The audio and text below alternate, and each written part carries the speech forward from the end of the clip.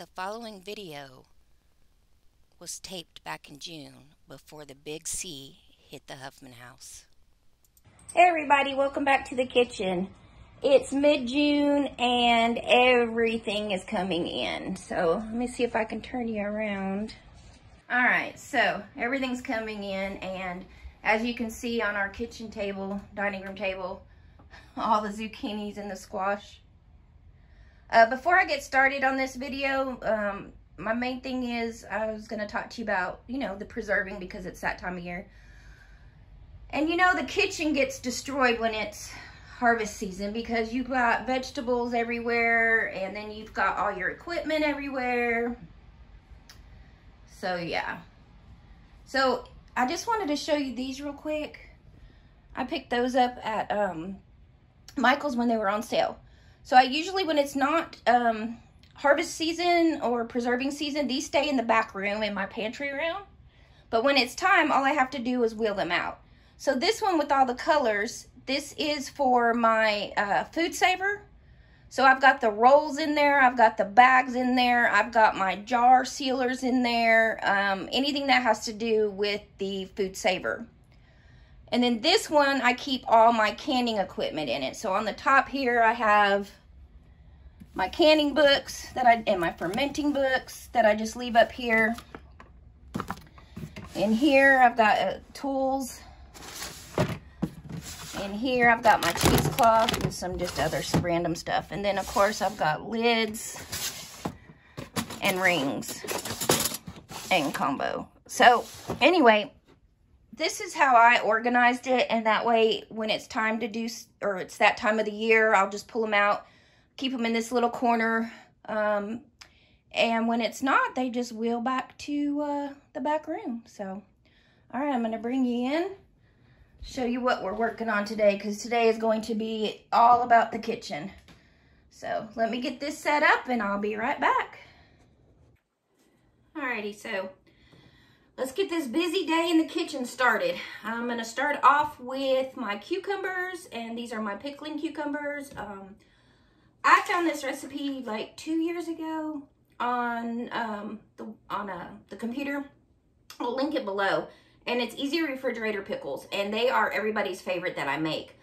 We have canned in the past. We've tried the crisping, we've tried this and that, and we just do not like canned pickles. They don't, to me, even with adding that crisp stuff, they just still were too soggy for me, and I just couldn't handle the textures. So I make all refrigerator pickles, and they actually last a very long time in the refrigerator.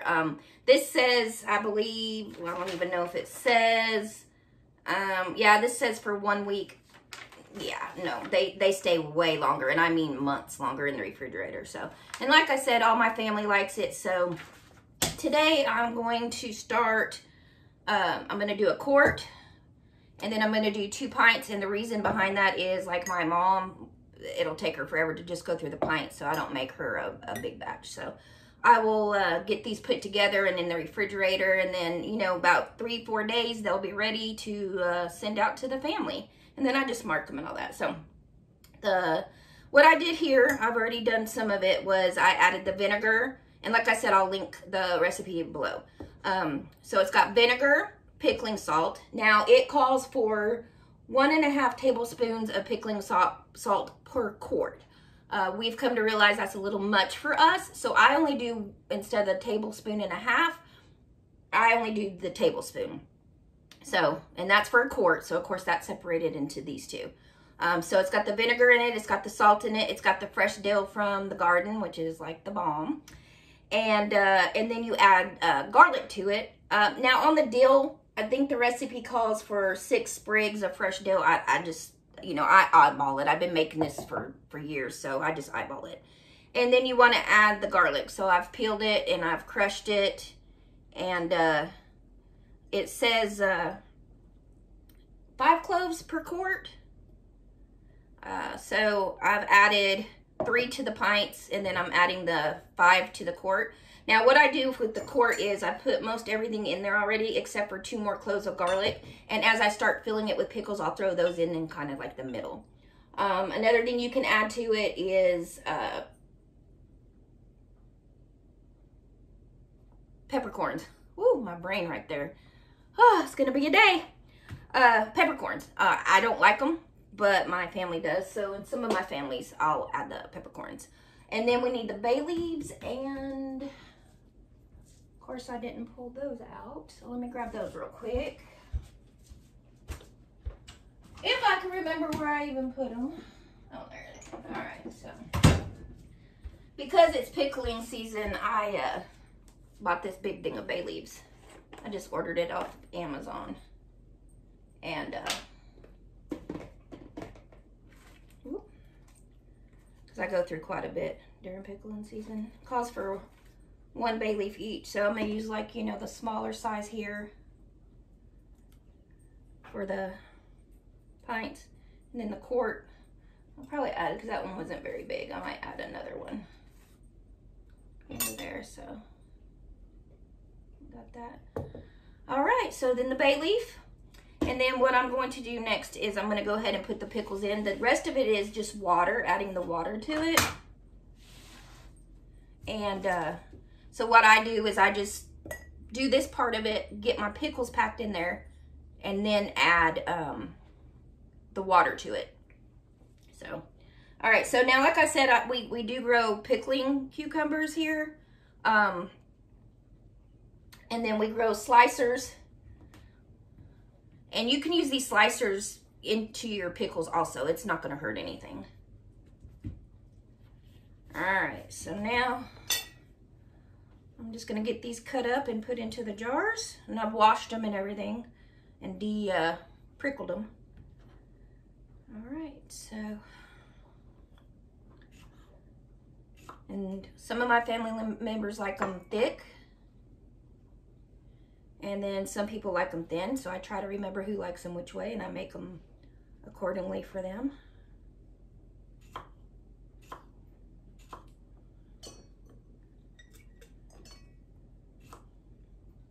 I save the ends and feed them to my dogs because they love anything from the garden. All right, so I'm gonna get all these cut up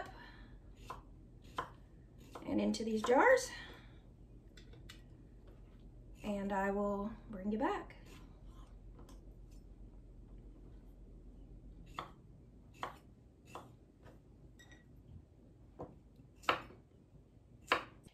So like I said, you can use slicing cucumbers also for pickles. It's not that big of a deal. Now what we do like to do with our slicers is my husband makes a very good German cucumber salad that his mom taught him and he grew up on. So we use our slicers for that. Or I will just slice them up and put them in a container and stick them in the fridge, and then, you know, just pull them out to snack on. They're one of the better snack foods for you. So. All right, so what I did is I went ahead and got some water into this one. It's not completely full yet, but I just want to kind of, before it gets too full, you know, kind of shake it up with the water in it so all the flavoring gets mixed up in there. And I'm going to do that to these other two. And then I may add one more cucumber to finish these off. And this project will be done. So, yay. One project done, many more for today to go. Be right back. All right, so moving right along with our day. I think what I'm gonna do next is go ahead and get the green beans ready for canning. And then I can work on the pesto while the green beans are canning. So yeah, I think that's my next project. So these we had gotten the other day, and we de-stringed them. Oh my gosh. Washed them, de-stringed them, and cut them into, you know, bite-sized pieces. So in the past, I always froze our green beans, and I started pressure canning the end of last year. So I'm kind of excited. This year we'll be pressure canning them. And so these were what came out today. So I store them in water in the refrigerator until I have enough to do a pretty decent batch. By storing them in the water, it keeps them crisp. If you just put your green beans like this in there, they'll start getting limp. These were all picked this morning, so I just need to de-string these and get them cut up and start getting ready to process the green beans. So I'll work on that, and then I'll bring you back when we're ready to start canning them.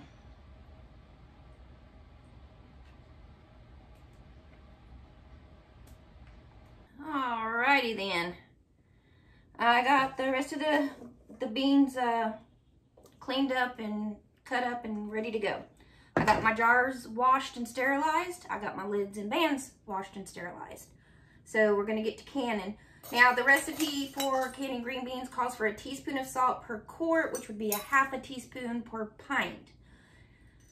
It's only me and him, so I only do them in pints. You know, if we were feeding a big family, then I would do them in quarts, but we're not. So the other thing is, last time I canned the green beans, we decided they were just a little too salty. So instead of a half, I'm just gonna go all the way down to a fourth of a teaspoon of kosher salt per pint. Of course, it depends on your taste. So, all right, so I'm gonna add my fourth of a teaspoon of salt. My hands are washed and clean. I'm gonna get my green beans in here.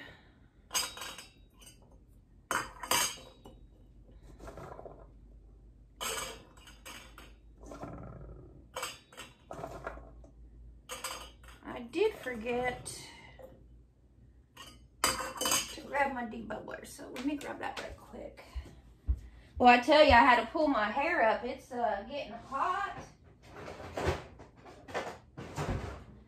Here in North Carolina, we've been running in the triple digits with the heat index, and of course it's fixing to get even hotter in the kitchen because of the canner, but still better than being outside.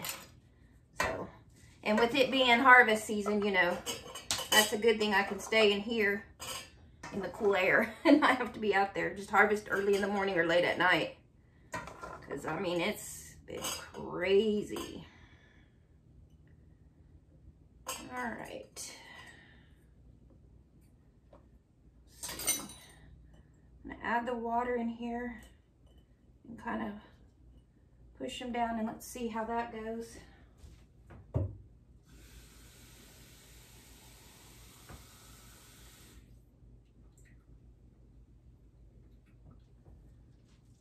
And it's a 1-inch headspace.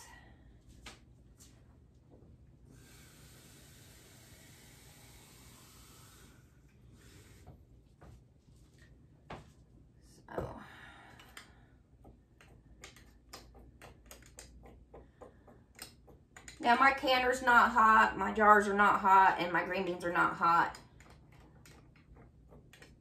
So it's fine to just do it with room temperature water right now. As you can see, these are packing down pretty good. If I was gonna do the hot pack the hot pack method, this is the raw pack method, which means I don't cook my green beans prior to putting them in here. If I was doing the hot pack method, then I would make sure I had boiling water to pour over.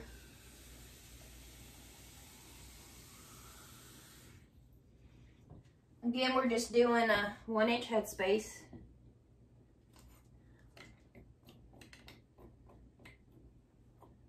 All right, let's see if I can add a few more and still be at that 1 inch.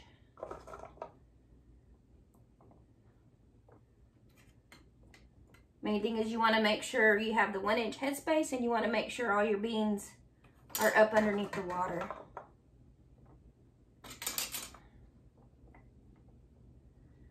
All right, so it looks like I got 3 pints today. I do have a little bit left over. I'll just put it in some water in the refrigerator again until I have another good sized batch. And we'll can them up then. All right, so now I'm just gonna take some vinegar and I'm just gonna go around all the tops of my edges here. And that's just to make sure nothing is on the edges. to where the lids will not seal properly. You want to be very careful about that. All right, let's get our lids and our bands on there.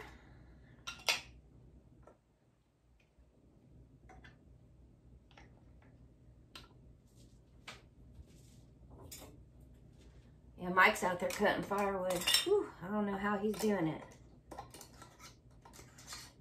We try to get out pretty early in the morning to do any of the work we need to do. Mid-afternoon, we try to find projects inside and go back out in the evening if we need to. All right, so that's done. They're fingertip tight, which means you're not cranking down on them. And I'm just gonna add them into my canner. And again, this is a pressure canner. You cannot water bath can green beans. They need to be pressure canned.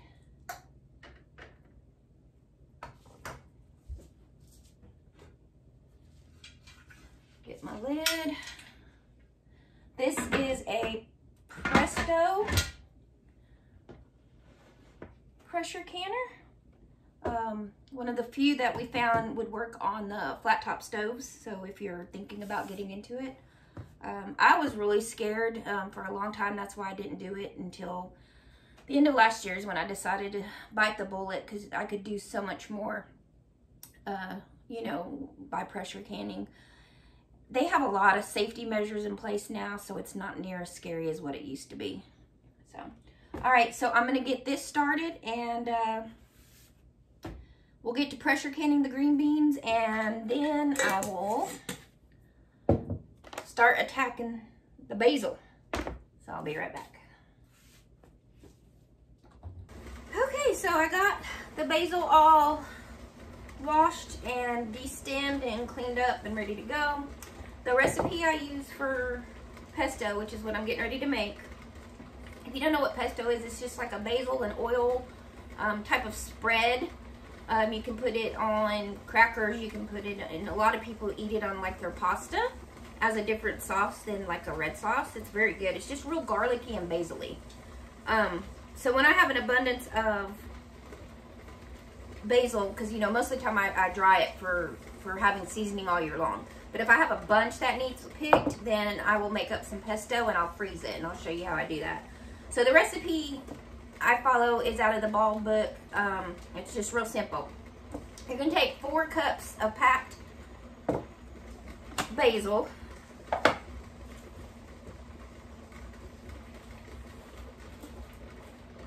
Now, as you saw earlier, I have purple basil also, and you can definitely make it with purple basil. Purple basil is very good also. The thing is, it doesn't make it look very attractive because it kind of, the purple basil kind of turns a brownish color, so it's not very attractive. So if I have enough green basil, I'll just make it out of that. All right, so I got 4 cups of that. Then we've got 3 cloves of garlic. I roasted 1 cup of pine nuts. Get that in there without making a huge mess. Let's see. So 1 cup of roasted pine nuts goes in there.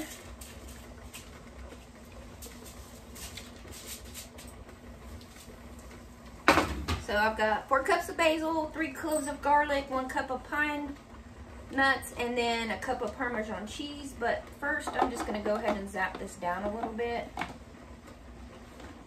Like my technical term, zap it down.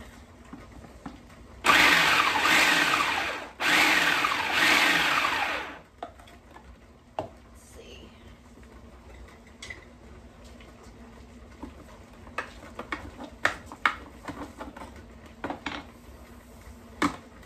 Hopefully the canner over here isn't too noisy. I'm trying to get it to what it needs to be at, which is just about there. Turn that down. Okay.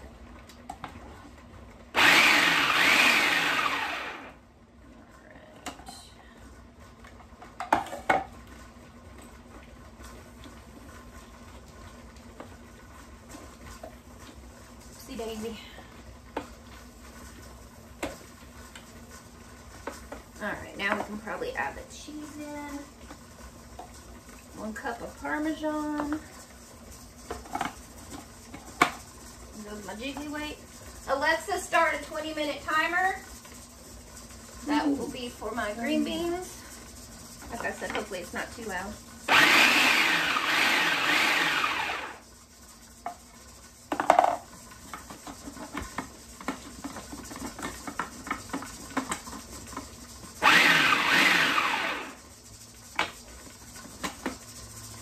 Guess I should have done a little bit at a time. Getting kind of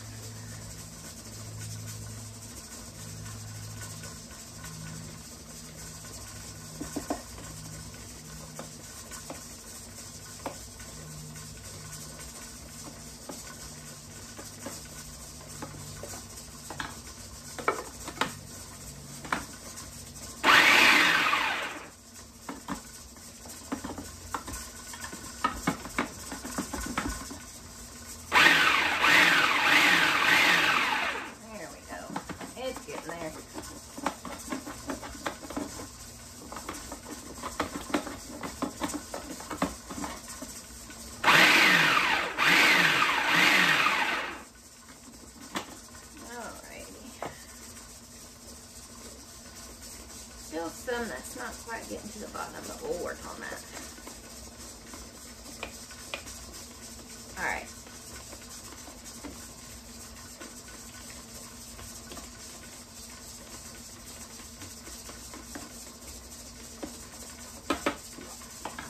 Now, final touch. It's going to get really loud, so what I'm going to do now is I'm going to turn it on. And I'm going to pour 1 cup of whatever olive oil you choose. So that's my next step. Here we go.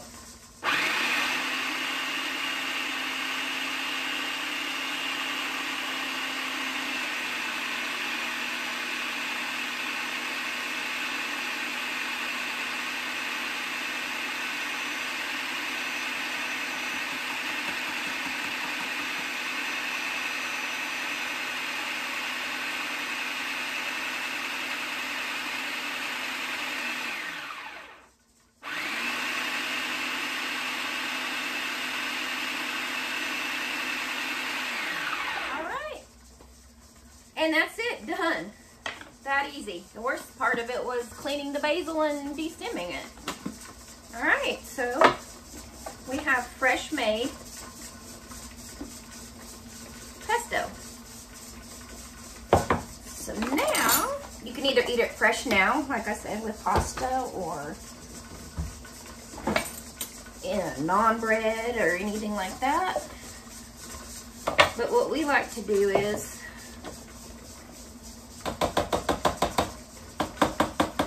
first I got tasted, of course. Oh, so good.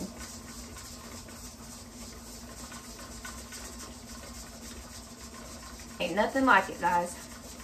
Freshness from the garden. Okay. Now what we do is we take these. This is like how we like to do it. You could just pour this into a baggie. You can pour it into containers and freeze it or put it in the fridge or however you want to do it. What I like to do is I got some ice cube trays and I'm just going to fill them up.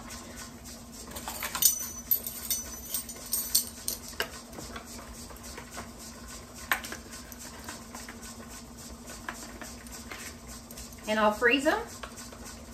And then once they're frozen, garlic. Once they're frozen, I will put them in a baggie, and whenever we want fresh pesto, we just pull out however many we need for whatever meal or snack we're making. And it's been amazing to have this. So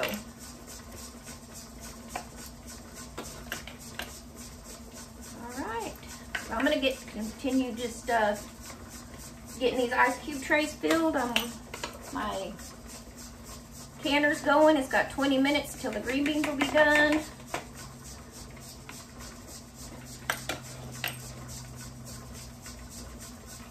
and I'll come back when everything's done and show you what we got for today's.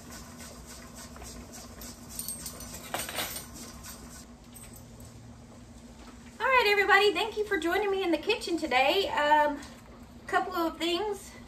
This is the book that I got the pesto recipe out of. I use this book a lot. It's really a good book to have on hand.